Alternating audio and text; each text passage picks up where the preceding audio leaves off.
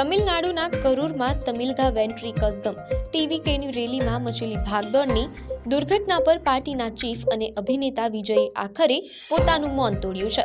આ દુઃખદ ઘટનામાં 41 લોકોના મોત થયાના 2 દિવસ બાદ વિજયે પોતાનું દુઃખ વ્યક્ત કર્યું છે અને મુખ્યમંત્રીને ભાવનાત્મક અપીલ કરી છે। અભિનેતા વિજયે મંગળવારે એટલે કે આજે જણાવ્યું કે મેં મારા જીવનમાં ક્યારેય આટલી પીડાદાયક પરિસ્થિતિનો સામનો કર્યો નથી। ચિંતાથી મારું મન ભરાઈ ગયું છે। જે ન થવું જોઈતું હતું તે થઈ ગયું।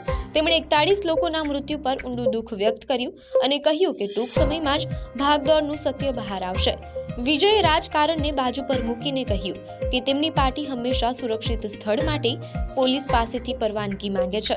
તેમણે મુખ્યમંત્રીને વિનંતી કરતા કહ્યું, મુખ્યમંત્રીજી, હું તમને વિનંતી કરું છું, કૃપા કરીને મારી પાર્ટીના પદાધિકારીઓને નુકસાન ન પહોંચાડશો। તમે મારા ઘરે અથવા મારી ઓફિસ આવીને મારી સામે કોઈ પણ કાર્યવાહી કરી શકો છો, પણ તેમના વિરુદ્ધ નહીં। વિજયે ઘાયલોને મળવાની પણ ખાતરી આપી છે।